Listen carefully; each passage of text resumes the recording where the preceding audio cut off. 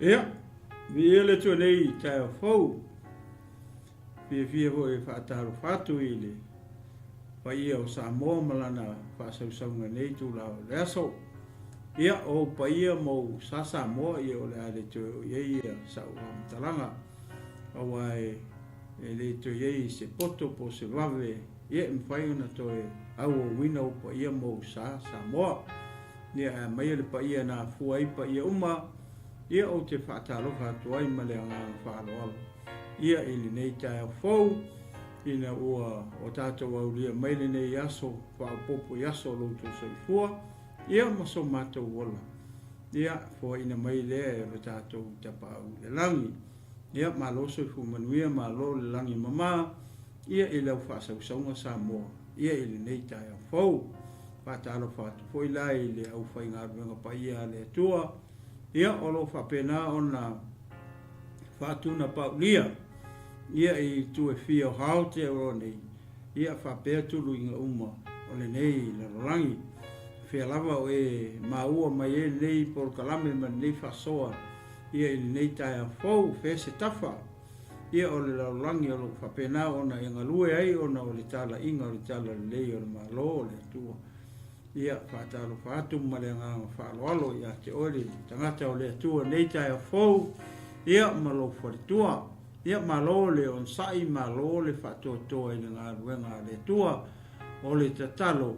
Ia maua pea ia la tau whawha le tua. Ia aua le tau singa ma le whawhanga ina o le lafu mamoe.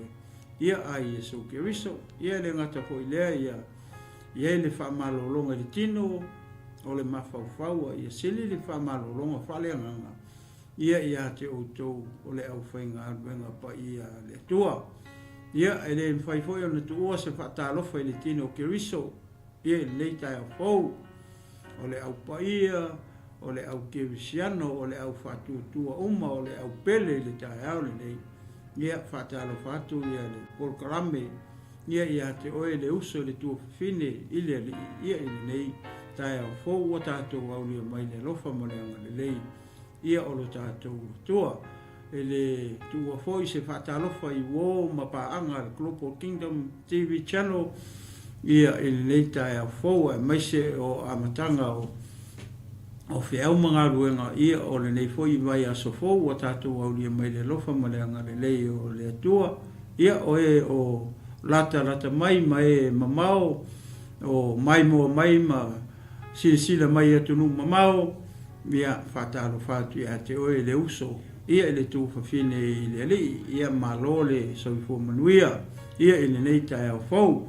Whatalofa atu hoi nei o mātou mātua whaleanganga, sunga ia pasta whareti ma le whaletua, ia ma le nofo alo nei tai au fau, maise le mātou a inga lotu, ia ele alofa tu no i nei mangele, ia au kilani i Niusila, ia whatalofa atu ia te oe, ia malo foi le te talo, ia mo le nei whamoemoe, ia mau ai foi le malosi e le au whai ngā ruenga mai mātou, ia mātou te o mai e whatau nuu ai nei au onanga, ia so taitasi, ia la le atua, ia i le nei tai a fau.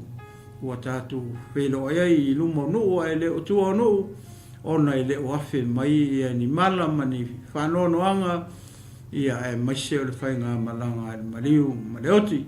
Ia, malo soifua manuia, malo le langi mama, ia i le nei tai au mātangofie le wa tātou au lia mai i le alofa mareanga le lei o le tātou toa. Ia a o le taimi nei, ia o le aere whaia le tātou mataupu, o atu le tātou mataupu le ia fia whaise talo pupu, ia o na tātou anga i e lo le tātou mataupu nei tai au fau. Ia, i o vaile atua o lo mātou te mā. Ai mātou te le i tautala i lau upu. Pe mātou te tufa lau upu lea lo mātou atua i le tai au nei. E mumo lava na mātou tatalo mawala watu i lau fio. Au a mātou te le i loa o se mea, oi mātou o tangata. Le ala le mua ai o na mātou tatalo mawala au i lau fio. O anganga pa ia, a fio mai a oe le tai au nei. taulava ina ia whaonga mai le tangata o lau mea whai ngā ruenga. Whaonga mai lo leo. Whaongai o i foi lo lau whai wa sei tu lo mātou atua. Ai wheta lai lava o ea nganga pa ia le tae ao nei. Se ia e moli o lau upu i ai o whinangalo maloto. Ai maiso maota malawa. Ai maiso o lau e ka le sia ma le au whatua tua o mai le tae ao le nei tamaa. Ia alu atu ma le mana lau upu. Ina ia lave ina se nganga mo lo malo. Ai o le sili o ia mea umalo mātou atua. Ia wha malo si ai le tino keriso i le tae ao le nei. Ia a o alu pea le mātou whai ngā malanga wha le nganga lo mātou atua. A o mātou iai le tino le nei tama.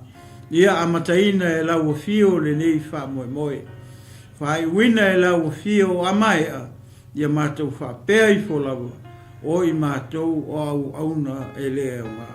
Ia e fo iatu lewe inga o le wha manu.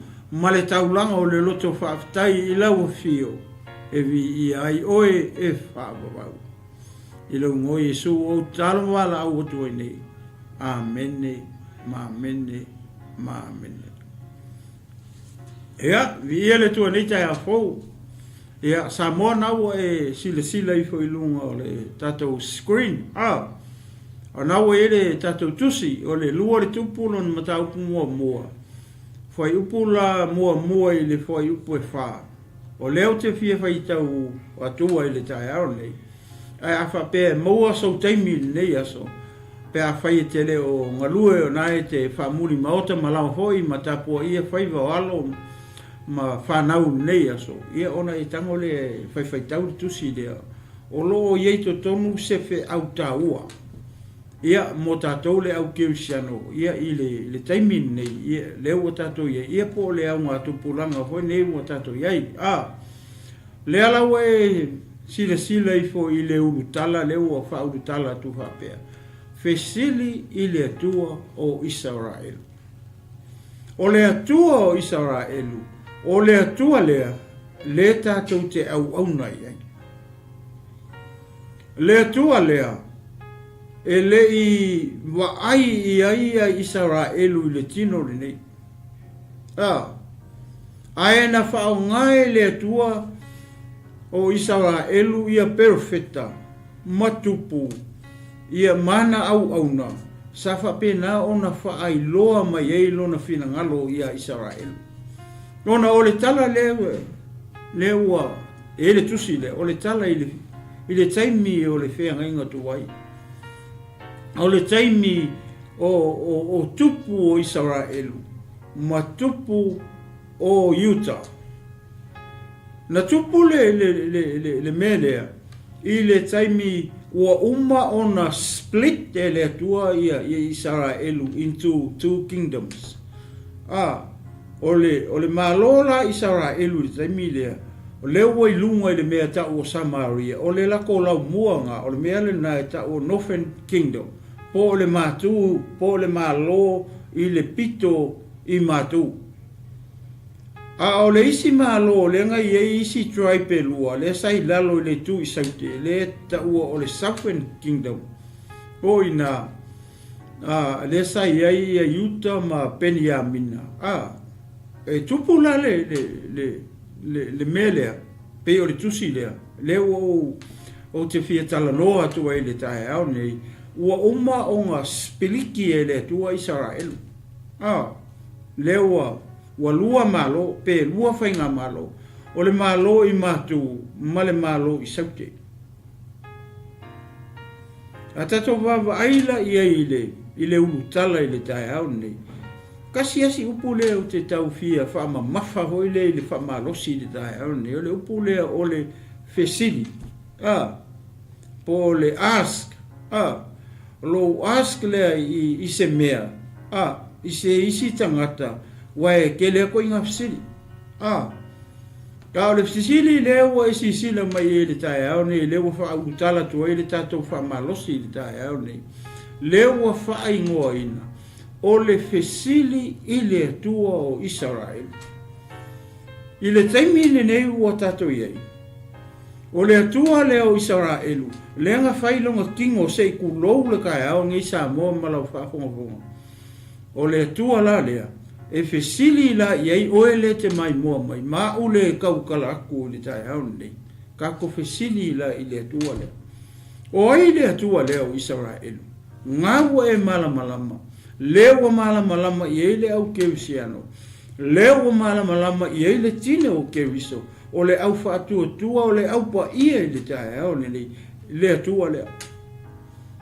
Le atua lea, e le mawhai o na wa ai e Isaraelu, ina ua o mai Isaraelu mai ai kupito, ma whaasolo solo mai e se ianga i atu i le mea tau o le nuu fola ina, na tauto ai le atua ia aper amo isa ako mai a kopo. Ele iwa ai ala ye Isaraelu i le atua lea. Praise the Lord. Bau o le mea na wa ai ye Isaraelu na wa ai wa venga. Ma mea na te tele na whaia e le atua lea. Ai le ai ma sesinga wa ai e. Pe wa ai i le tino o le atua lea. Ma fofonga ma fōlinga o le atua lea. Pe maka wha pe i. Mai fōlinga o lo lato o atua. Pe au le lei, pe maka i posi, pe laulu omi, pe whaini o na tautalinga, pe whaini o na wali lau mutu, pe kui se mea i lona isu se i tulou, pe tui se mea i lona lau whaiwa se i tulou, pe tatui o na lau mata se i tulou, pe wali longa ulu, langu mumu resi piko, langu moanga resi piko, ai langu pingiki resi piko. Ele ai ma se Isaraelu, na wa ai ile atua lea, po lo lato atua, ile taimi nao ese mai e o. Pe o le winga lea, e ma lia ile, le mata upu lea ile tae au ni, le fai mai, FESILI ile atua Isaraelu. Ai e fo ile isi FESILI e o te fia fai lunga atua le FESILI lea. E whapei i mai fōlinga o le atua o Isaraelu. E au le lei, e au le anga se i tulou, e whapei i fōlinga o le atua o Isaraelu.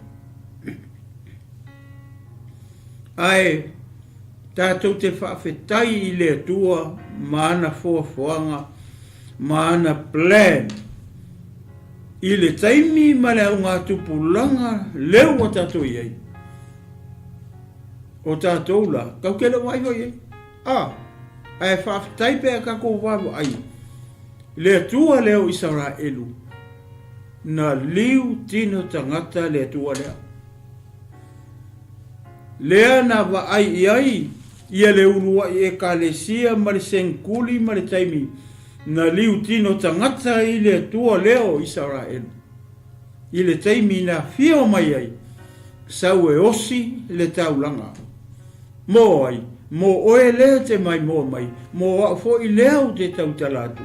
Ina ua anga sala o tātou urua i mātua, ai o le kenese tolu. Lea lau fa meile fionga pa ia le atua. I le yoane mua lona foi upo sfulu malefa. Fai mai, ua liu tino tangata le loko. O lona winga, o le atua leo Isaraelu, na liu tino tangata. Ai se a ua liu tino tangata i le atua o Isaraelu. Ina ua anga sala le tangata. Ina ua anga sala oe le tangata, anga sala au le tangata. Lea la ua liu tino tangata le loko. E sau la le tangata, e ala i lona alo o Yesu Keriso. Sau la e to tongi le anga sala oe leke mai mo mai. Mau le tau talatu i lunga o le satauro. O le tau langa na mo tato Vi ia le tua nei tai o fou. Kau kere ai ho ia amu ia i la tona ai i le tua leo Isaraelu. I le teimina liu tino tangata i le tua e ala i lona alo i Yesu Keriso. Le ngā fio mai o ia o le tangata. o le fa mai le ulu tala ma le tala le la au fai tau tua le tae au nei. Fesili i le tua o Isaraelu. Ai sea e alai ona e fesili, ma o fesili i le tua o Isaraelu. E le mafuanga. E le fa pe te nofo a e fesili i le tua lea. O le si va e ngata ua i le tala lea. Ma ta upu lea ma le wha maa losi i le tae au nei. Mo oele ke usiano ma le tangata wha tua i le tae au nei. Ma le tine o ke uso. Ia e malama lama ma o malama lama i le tua leo Isaraelu. Ia tātou malama lama i lo tātou atua. O ai le tua le au ke usiano. Po le tua leo Isaraelu, le nga whailonga kingo, o ai longa ngoa, o Yesu Keriso.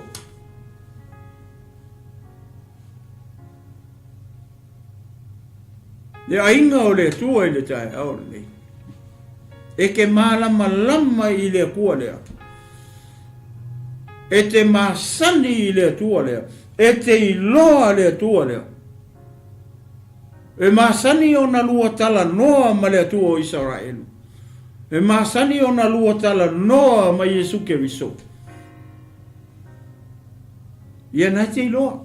E tali i lava e oe le fisili le i le tae au nei. Ke masangi a Yesu Keriso. E masani o na lua tala noa ma Yesu. Wa lefa mai le ulu tala fisili le atua o Isaraelu. E mawhai la ona o whapea tu le tae au nei. Fesili i le alo o le atua.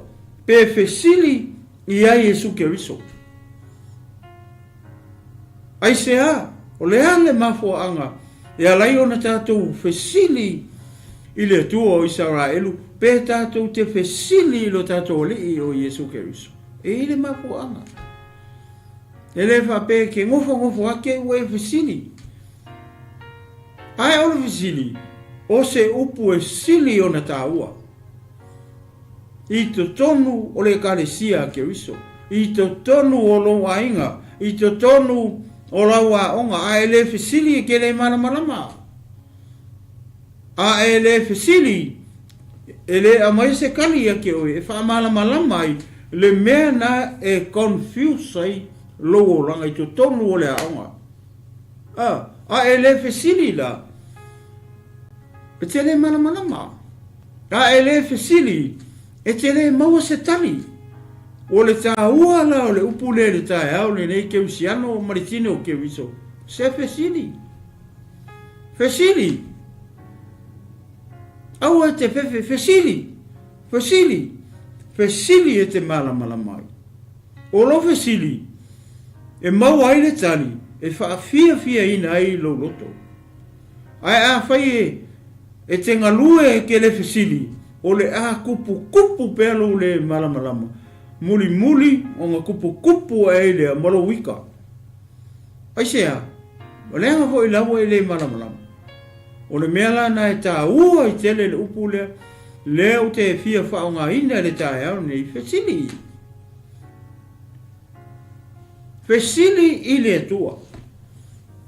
Ai wawa ai i le tala lea. Le fisili le ua fisili ai ia le kupu le i le umo fai tau atua.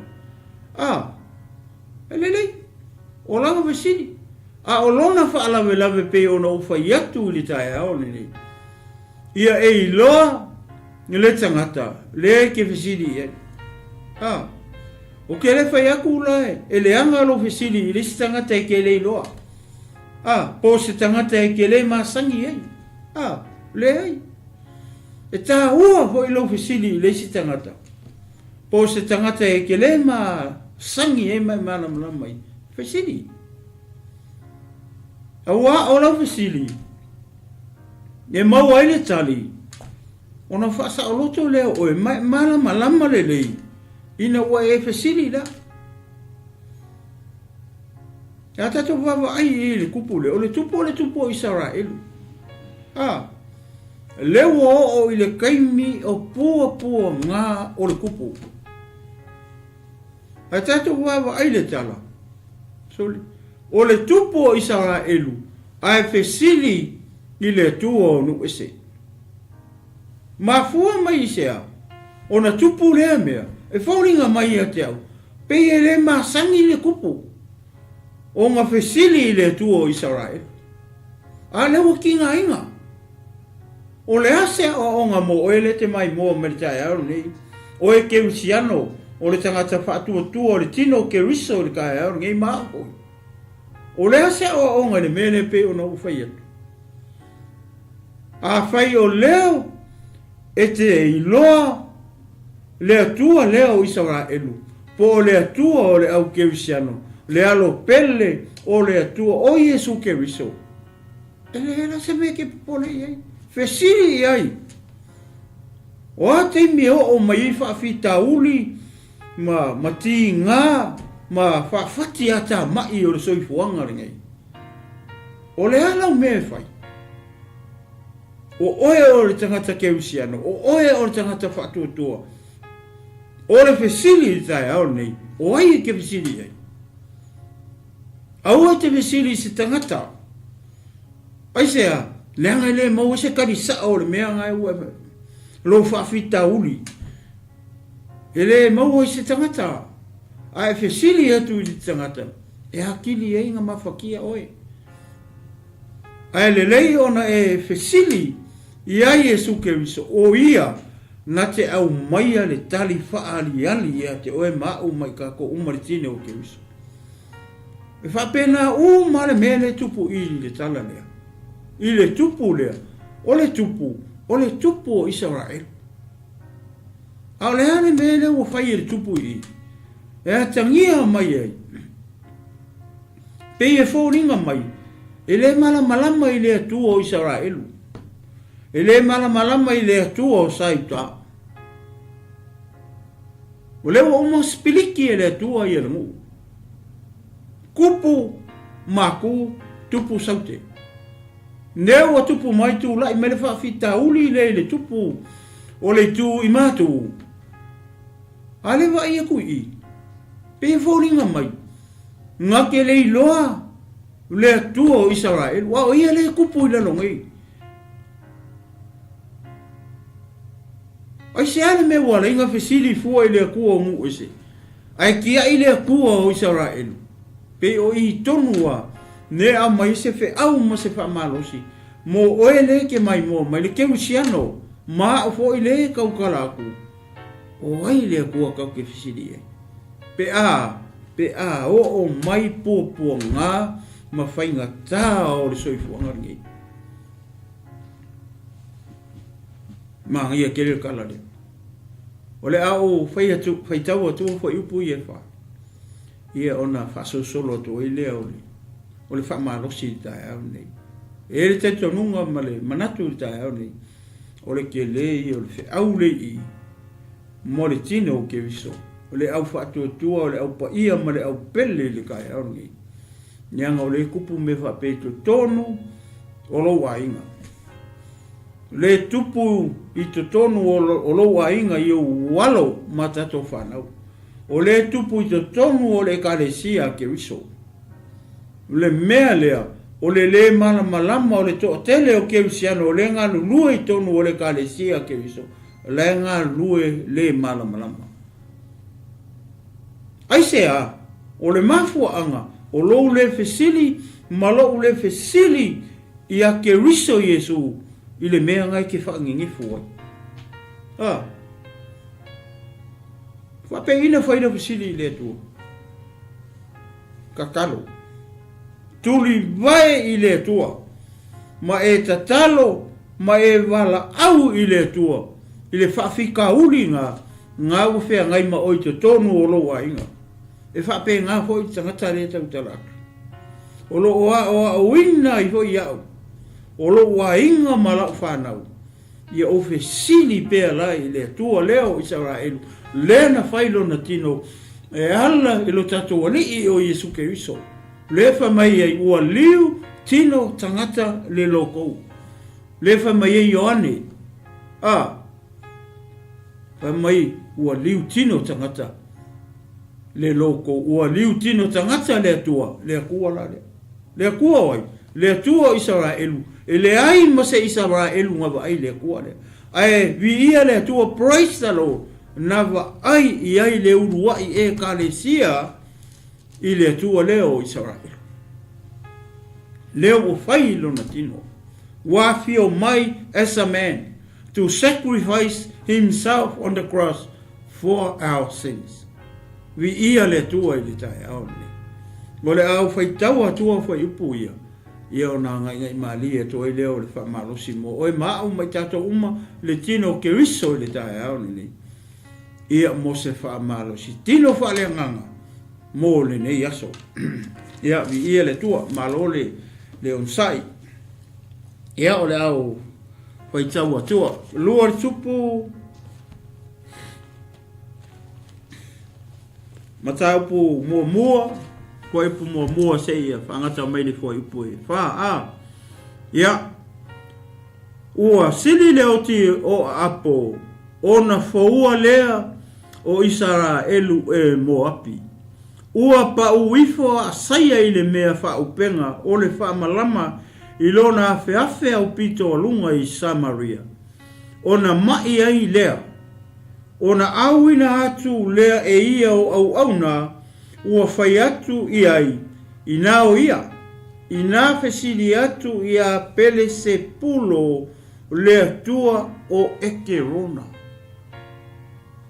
se koe fai kaua ko arfa upu lea kem siano ritai arni fai mai ua fai atu ia na au auna po fai atu i ai ina o ia ina fesili atu ia pele se pulo le atua o ekerona pe o te malolo i le nei mai. Wow! He is a king of Israel. A lewa mai, ua fai ena au onga, e o fesili le kua oi, le kua friskia. O ekerona, o lesi lea tribe lima i tribe o filiskia. O tribe e lima o filiskia. Kasa kata eskelona ekerona e lima tribe. E kofu ala le tribe o tribe o filiskia male akua. Ole ngala ole atua ole tribe le o ekerona o pele sepulo. Alewa ki kilo e. If we look at the story, he wants to ask the wrong God. Uleu mga FESILI i le akua o filiskia. And what about the God of Israel? Whawhea le akua o Israel. O le kupu Israelu. O whai o ia matupu o Israelu. Le o mifa fika uli. A lewa mai nga uanga o FESILI. O FESILI le tua o ekerona. O ronga ingoa o pele se pulo. FESILI iai pau ke malolo i lau mai. Church. A o mai mea whape ia ke oi. O ai ke FESILI iai. O ai le akua ke FESILI iai. Pe hao o mai mai ma whawhika uli o le soifuanga nei. O le mea lea. Leo lo tupu i te tomu o le kalesia ke riso. Pe hao o mai mea i o mai. Praise the Lord. O ai le akua i ke FESILI iai. O lo akua o Yesu pe ke alu i akua ma whakaulai. O le winga tonu a ngā o le mea lea malwhi au lea. O le akua lea, o le whakaulai ku. Only his image. Only his statue. Ngā o le whakangaka ar mea le kumai. Ngā kumai e i le afe iwa se la wiwa sifuru. Le ua o mai le lua afe lua sifuru marakonu. Le kua i. Pao le ua mai lo wakali malo walo, malo koolua, malo kange, malo wawa. O le ua mau ele mai. Le ua e whai la whangau. O ia le whai pelela le oi mangele.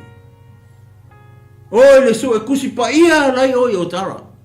O i fea, ma fea. O i kaula iku. A le fesili le tae au le nei. Leo e maka i o le kupu o Isaraelu. O le tupu o Isaraelu. A leo fesili i atua o nu ese. A le fesili o fea o i le atua o Isaraelu. O fea o i le atua o le au keusiano. E karesia keusia o le tae au. A fai o e ngase mai. A fai o ngase le tina po le tama po sisi o le whanau. Fesili i a Yesu. Fesili i le tua o Isaraelu. Au e ke alu i a tua o e ke rona. Au o te alu i whaatangata. Au o te alu i whai pele. Ma vai whaataula itu.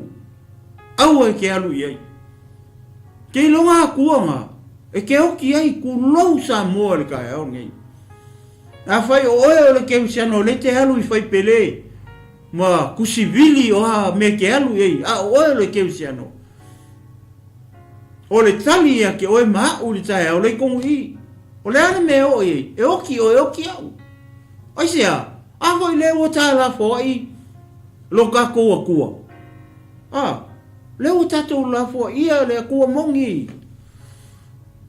O le kua le vai e Isaraelu. Ai whaftai ngā vai e le ua e karesia. Ngā vai e Peteru o Ioane. Ma le au aposkolo. I le tino o le kua lea. Nea laua whaurutala tua le whamalosi i le kai au ngai. Ina ia tātou malama ma tātou i loa. O le atua le tātou e au auna iei. O le atua fai wavenga. Neo umanga mai le authority a kakou. Le pule. O le mana le o ia kakou. Le whau unga le ia tatou. Ma le pule. We need to exercise that power. Ua manga o mia o nga kakou. Exercise singa le.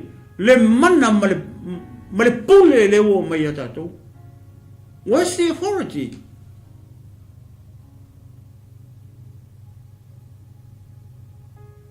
Aua lai ke alu ia kua nga.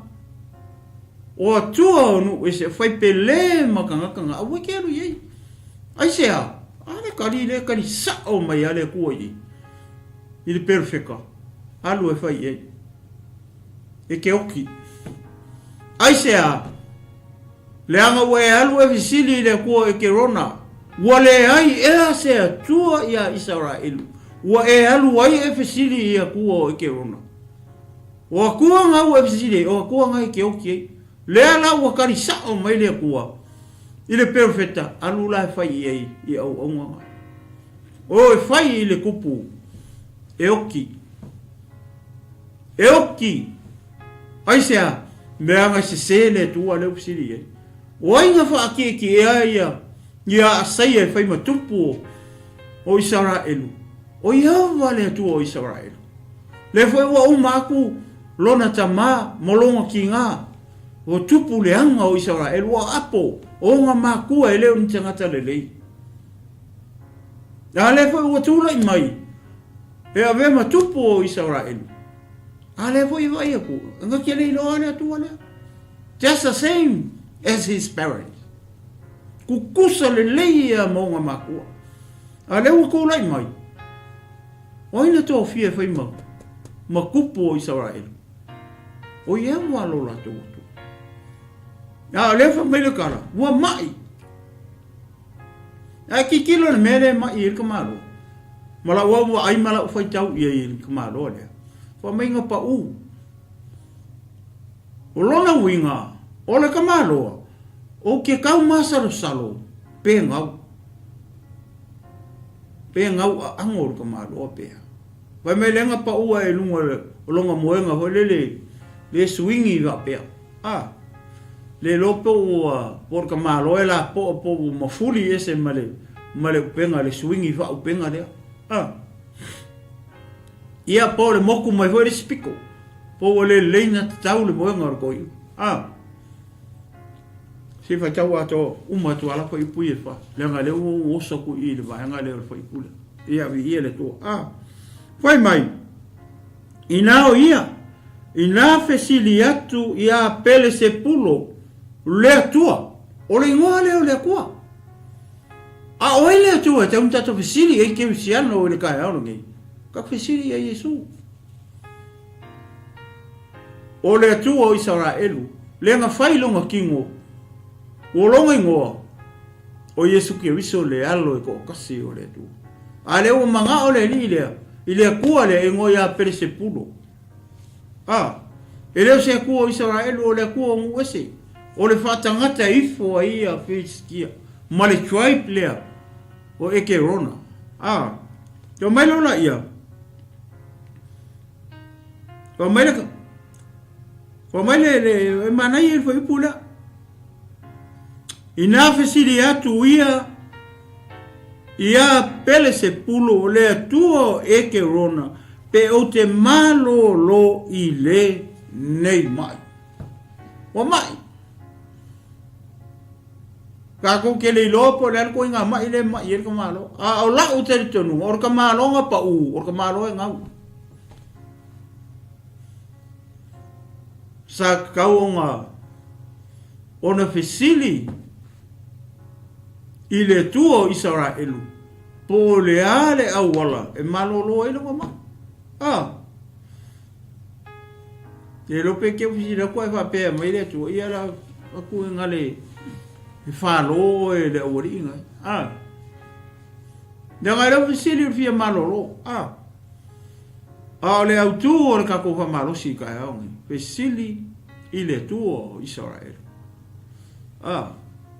ask God fesili ile kuwa in time of trouble o le taimi o whawhikauri o le taimi o lau mai i le taimi o whaingata i te tonu o le ainga to tonu o ngaluenga to tonu a onga fesili i le atua i kaimi whapenga in time of trouble ask God kaimi o whawhikauri kaimi ke mai ai mau mai ai makako uma o le ale me tupu to tonu o tatu ai o le ale me tupu to tonu o le kalesia ale atua pa ai ngi whawhikau o le ale kako me whai kakalo fesili i le atua o le alofa mai fesili a pele se pulo le atua e ke rona pe o ke maro lo i lo mai sole o kai ia le la fa tau atu pe ala fo ipu fa o matu ipu a ua feta la yatu le a ngelu ya Yehova ya Elia le tisepi tu ia lunga ina lua e fa feta yai au na le tupu o Samaria ia e fa yatu foi ia te ila tou ona ua le ai e se atua i Isaraelu ona ua le ai e se atua i Isaraelu ona ua le ai e se atua i to tonu o lana ekalesia ona ua le ai e se atua i to tonu o lo wainga o siringa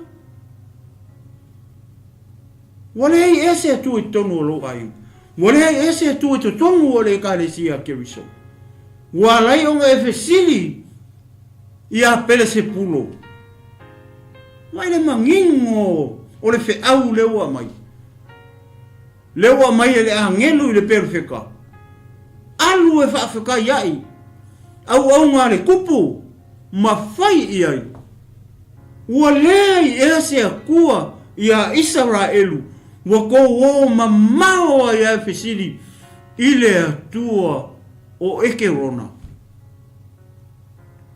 o le ase fe au moka ko ulitai au nei le media kerisiano koe mafau le lei Leatinuu Keriso le au pa ia le au pele le kai au ringi a fai o yeni whawhita uli lo ainga a fai o yeni whawhita uli o walo ma tato whanau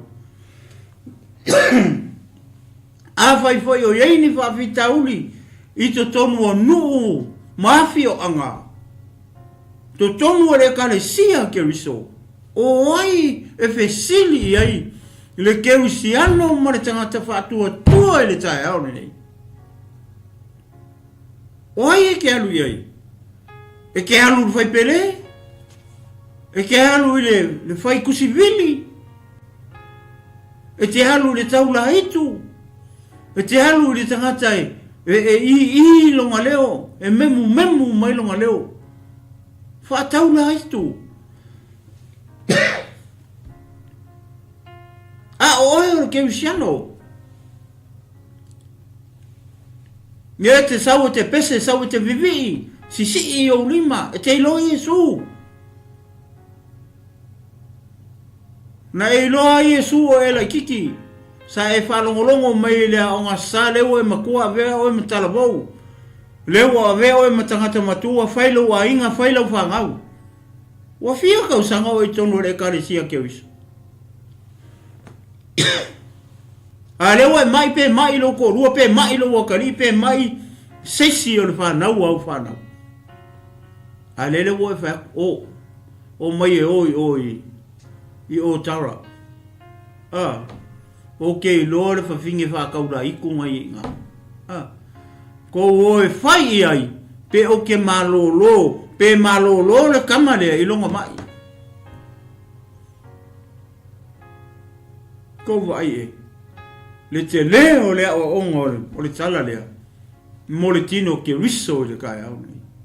FESILI i le atua. Ai sea, langa o le atua i ke iloa. O le atua i ke masangi ai. O le atua le ke rua kalango i le kai au pa e ala mai. Thank you Lord. Thank you Jesus. Thank you Holy Spirit. Ke masangi ai. O le afiafi. O le mea kasi. Taimi uma o feke alu iei. A lake iloa. Lake rua o malo kua. Lake rua o male tua o ISARAELU. O le mea ngai la koe kangaka kipi o e runga la wala. Lake rua le mua. Le ai maso popole iei. Pe para wale mai sisia o e runga la wala. A la iei le fi le mua o le kua e lua. Lake rua le. Aisea.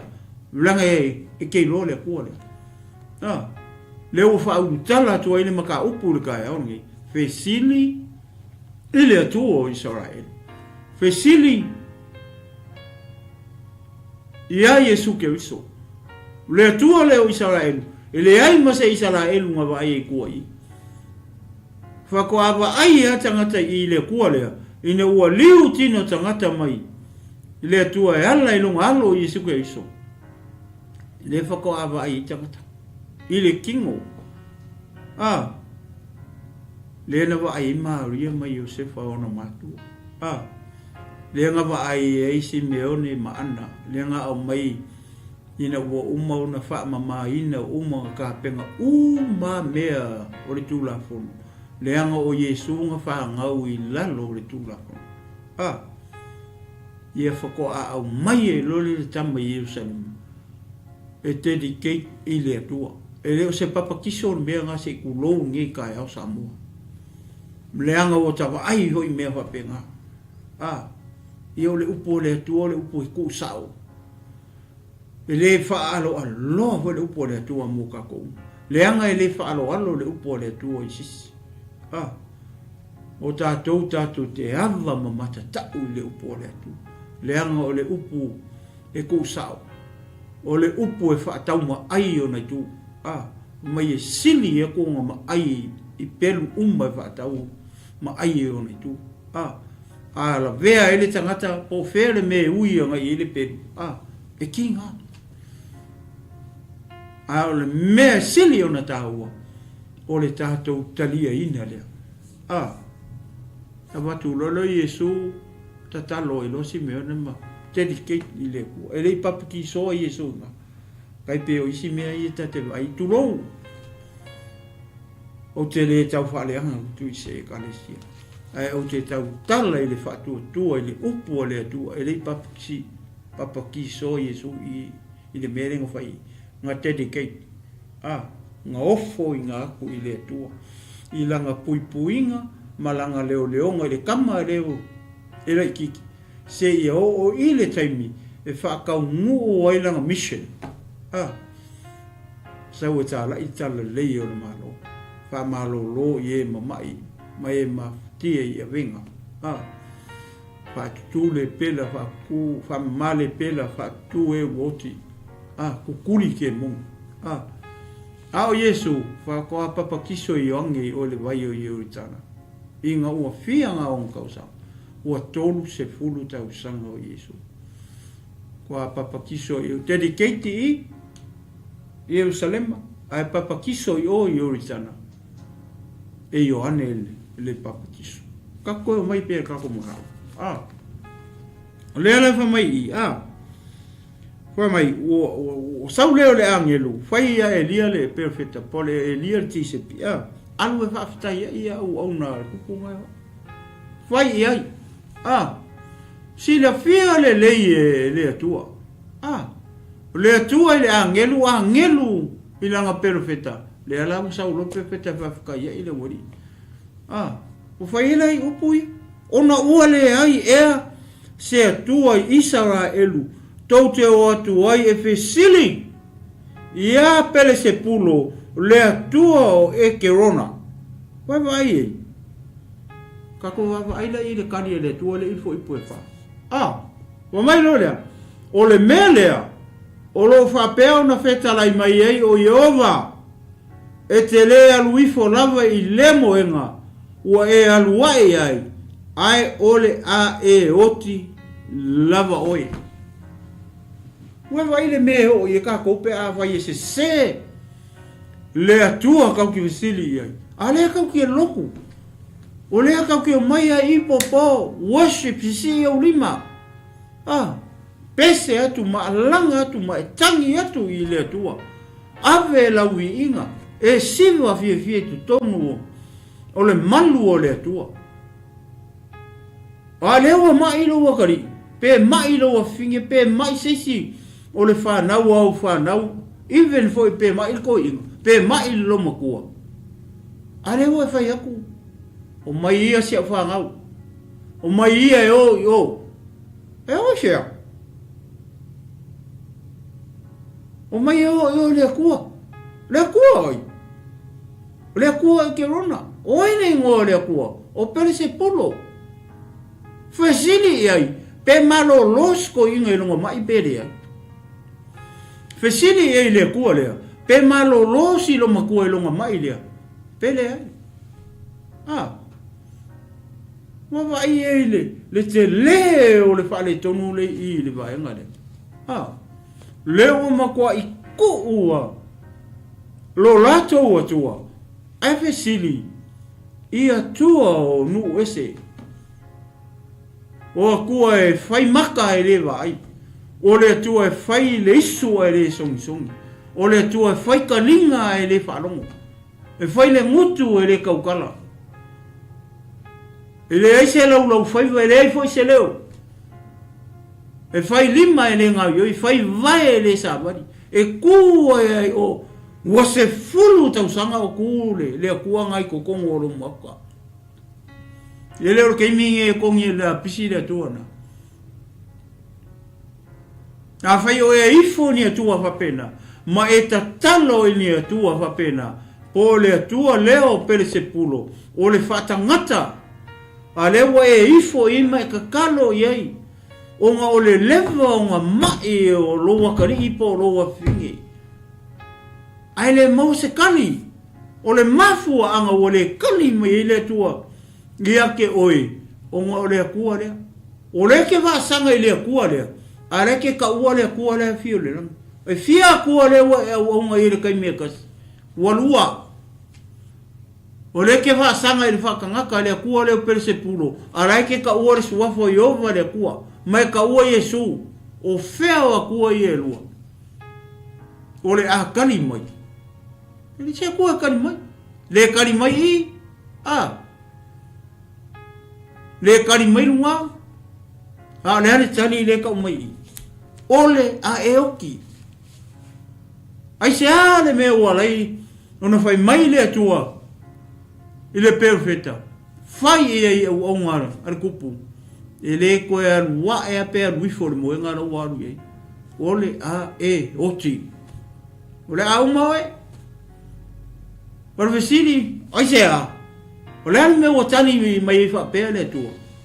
Wati ngā le tua. Le lewa ngā kupu. E whai ma kupu o ISARAELU. A le ua pa u. A le whamai FESILI le kua leo. A e whawhiwhea le tua o ISARAELU.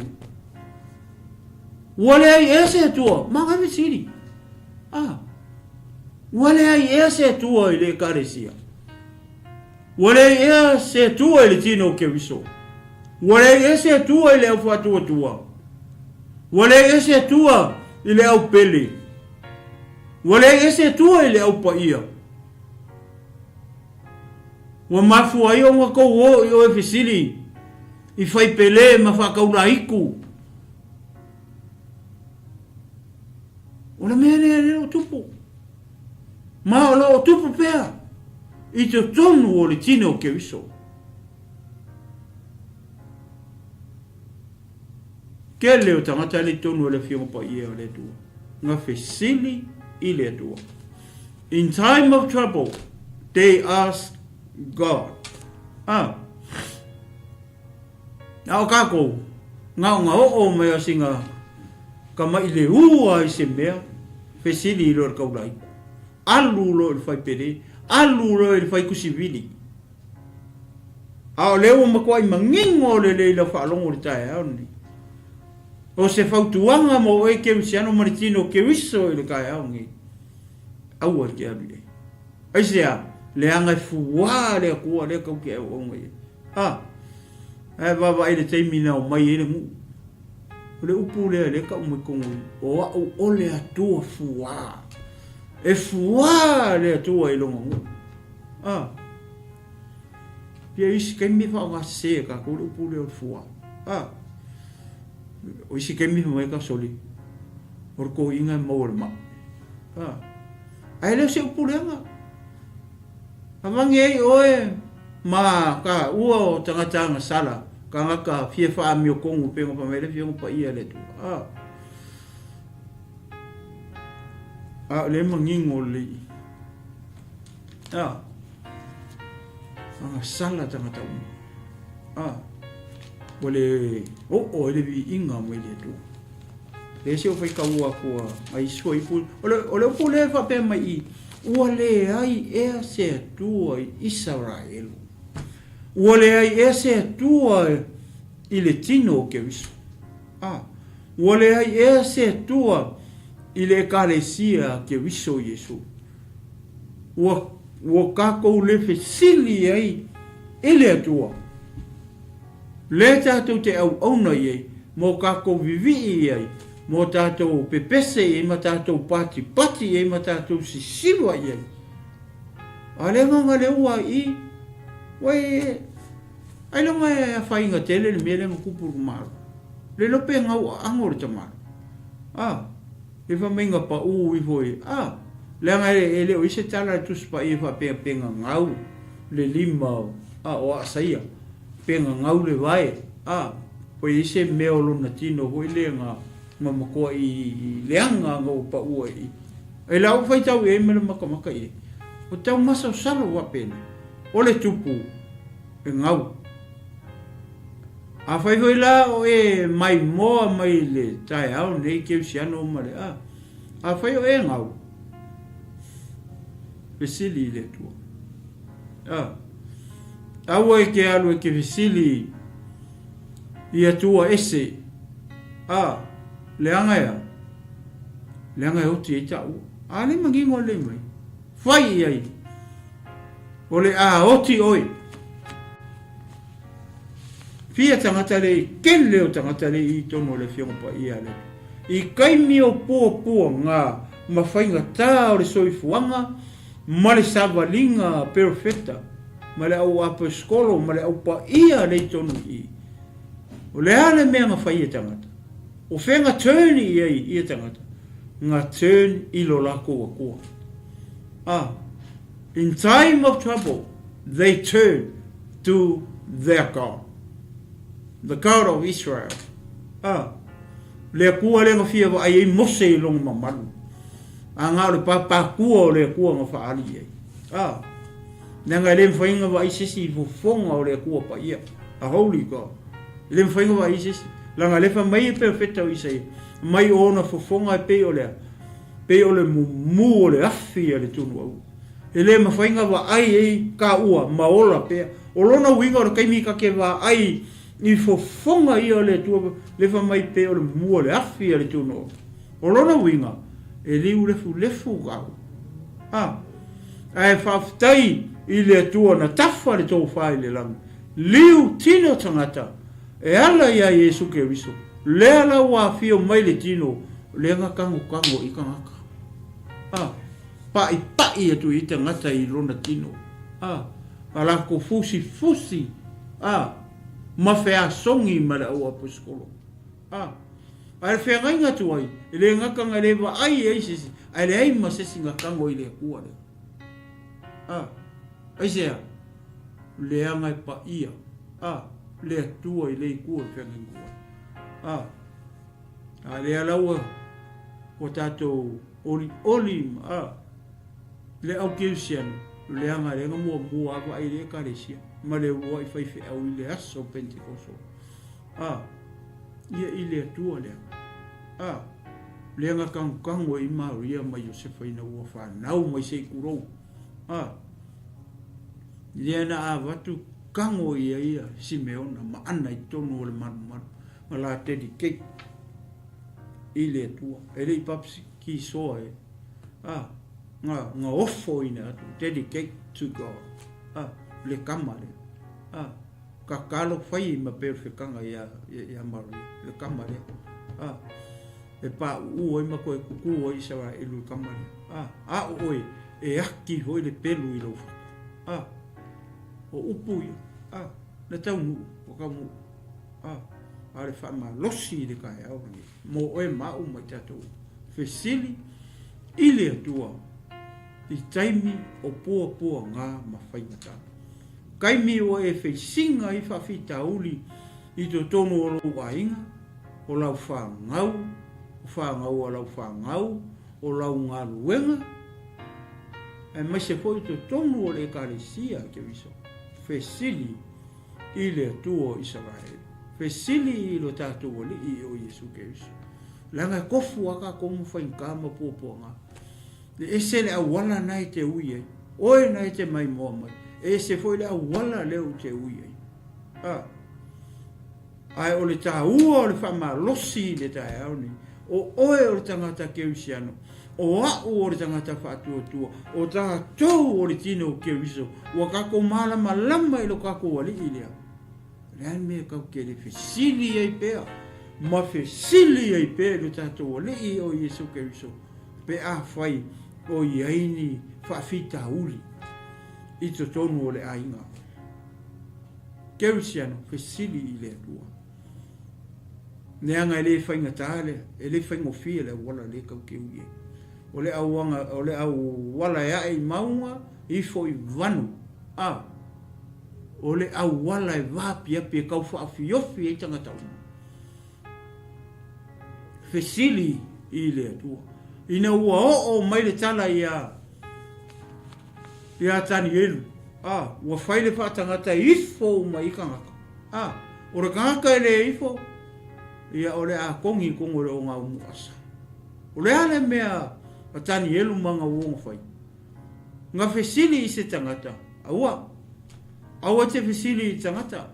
Aua te FESILI i la uo. Le hanga e lea. Ai FESILI i la uo. E ke oki e fo.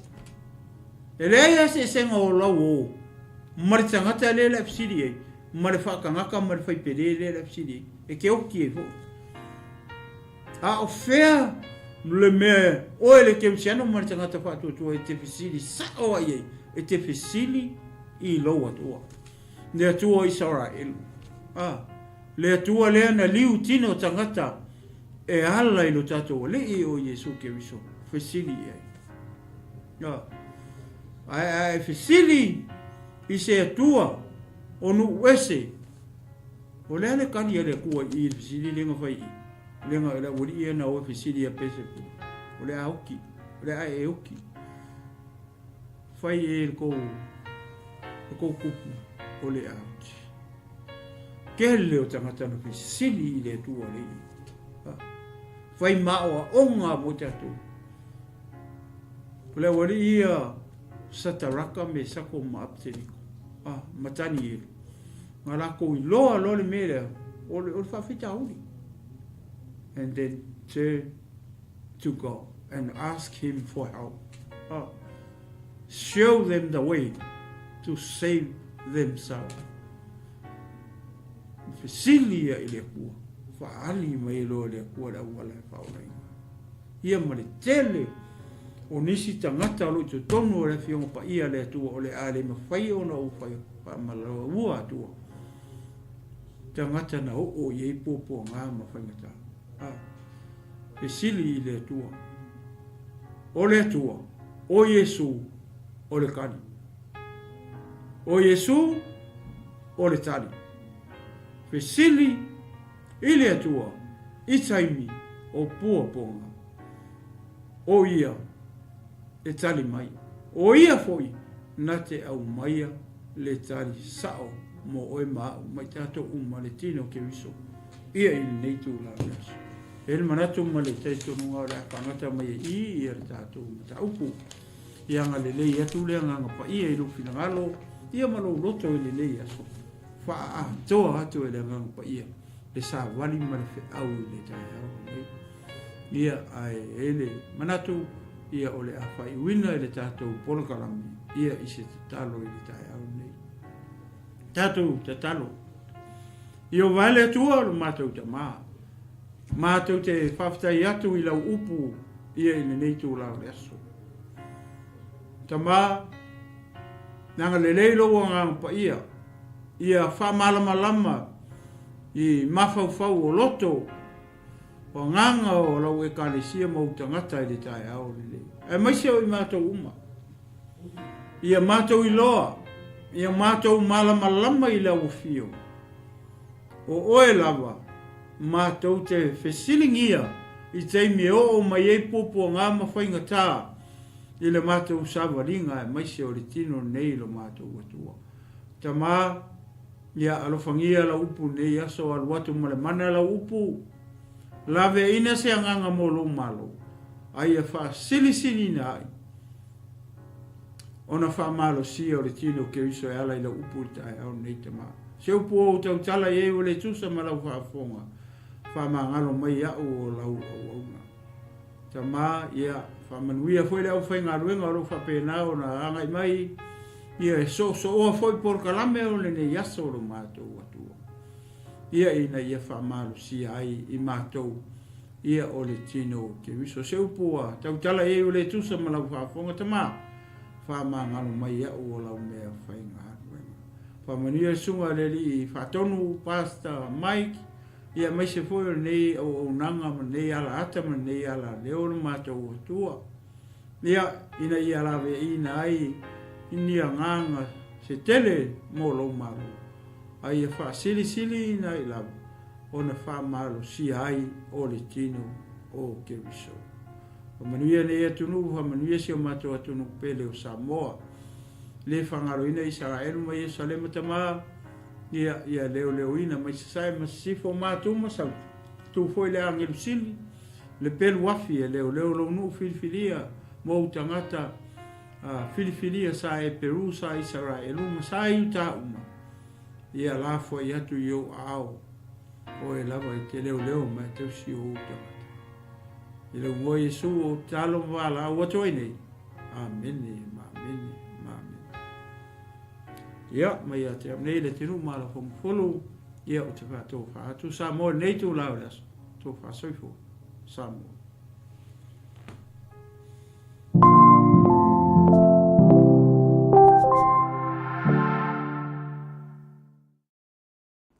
Patalo fatu I lau mai moanga sa mo ene nei tu lau leso. Io paia fale tala le lei. Io mamalu fale tunu u tainane o mamalu fale malo. A le nei whaamanuianga he whaasingo tonu lava I le nei whaalapuputonga po le nei company fau ua whaatuina e tau o le alia tours.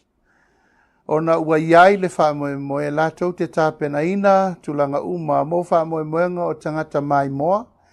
Ma tangata fia whātā whao le lalolangi atoa. Ai me se ai e whito I tonu la lātou o nanga I le nuupa ia Ierusalema po ISARAELU. Vea nei awa no tāua e mo le tuaimo mo ngā lofa a unei, la audi le mali atoa, le watea po le tei fosi, o le ministao whaatoanga ma whainga whaiva e mo moli atuai wha manuianga I la o tau tau mo whainga. O Ierusalema po le nuupa ia o ISARAELU, o le nuu o le atua mao I e tau nuu ma I ai tuli inga o le lalolangi I le tala whasolopito. Ma o te matua I o lango ina la o tau tau mo whainga. Ina ia manuia ma maua I lato uma o eo la malanga siasi ma malanga mai moa I le nuupa ia. Wha matalanga uma ma mai moanga ese o lo tusia uma I le tusi pa ia. E wha mautu ina ai lo tātou teritonunga, ai maise lo tātou wha tuatua. I le tau langa ma le wha o la tanga na saunia e Yesu Keriso mo tātou. Le auto sila umai vaenga ese o le nupa ia Ierusalema. E pei ona o moli mawina ina ua o wa siasi fo ia I le tausanga. Ta si vaiva ma le tausanga luafe. Whamanui atu le tau mawhainga ai lato uma o e o la atau aveina, ma puleina, ma whaafoeina le alia tuas, ina ia manuia la o tau tau mawhainga. Whamoimoi le atua, ma i o tau manatua, o lo o iai le whea ngainga Samoa, ma Ierusalema le nupa ia. Whea ngainga le atua o te whamanuia, ia I lato o e whamanuia I lo nu. Mai o te whaamalaia fo ia I lato o e whetu I lonu. Ierusalema I o I mata o le tua I le larolangi nei. O le nuu fola ina na fola le tua. Mai a apera amo se ia tau nuu le nuu o le tua. Ina ua malanga I lato na whaatau nuu ina le malanga I kanana. Ia manuia lo tau whaamoemoe, alia tuas, ma ia alofangia le tua ia whaatau nuu fuafanga uma, wa utou tāpena ngaina I le nei au nanga tāua. Whamanuia le tua, soifua mai manuia. Greetings and talofa to you all, our distinguished guests, ladies and gentlemen. I wish to convey my sincerely appreciation and my blessing to the Alia Tours for such a great initiative to start this tour company to accommodate all the people that wish to visit the Holy Land of Jerusalem in Israel. Jerusalem in Israel is the land of God on earth. That is where all the history is written and all the history will revive in future when Jesus, our Savior, will come back. I wish to congratulate the Alia Tours and the people involved, the management, the administrators, and wish you the very best for all the plans and preparation that will guide and look after each and everyone that will wish to travel to Jerusalem. I have been witnesses myself in 1999 and 2000 year when I visit Jerusalem. It's unbelievable. It's heaven on earth, where all the sites, the scriptures that is written in the Bible and the history and the present and the future, this is the land of promise that God has been offering to us. And it brings back all the strengthening of our hearts and our soul and our faith in Christian in this world where we're living in. I wish you the very best, Alia Tours, and my only advice is to trust the Lord with all the plans that we are just about to deliver for all the people that we wish to travel to the Holy Land. God bless you all. God bless. To all our friends in New Zealand, Australia, and the islands, I have good news for you. Aliyah Tours is open in your region, headed by Timo Williams. The whole idea is to bring Christian groups from your region, churches, leaders, worship leaders to come here to the land of the Bible, to be encouraged, to walk where things really happen, to taste and to touch the miracle that God has done with the people of Israel. I want to encourage you to be in touch with Aliyah Tours so they can organize your next tour to the land of the Bible. And I hope, like we say in Hebrew, Bashana Haba B'Yerushalayim. See you next year in Jerusalem. Thank you, Timo, for all your hard work. To you guys, let us come up to the house of the Lord in Jerusalem. I have taken 2 tours of Israel with Pastor Timo in 2013 and in 2016. What I like about the tours with Pastor Timo, the tours of Israel, is his intimate knowledge of the land of Israel, his passion for the people, and his passion for the land. He's a great Bible teacher, and he was able to explain clearly the events of the Bible that occurred at the various locations we visited. One of my favorite memorable experience of Israel was in Jerusalem, walking up the hill, Via Dolorosa Street, and imagining Jesus carrying the cross up the hill to be crucified. We were so emotional that day.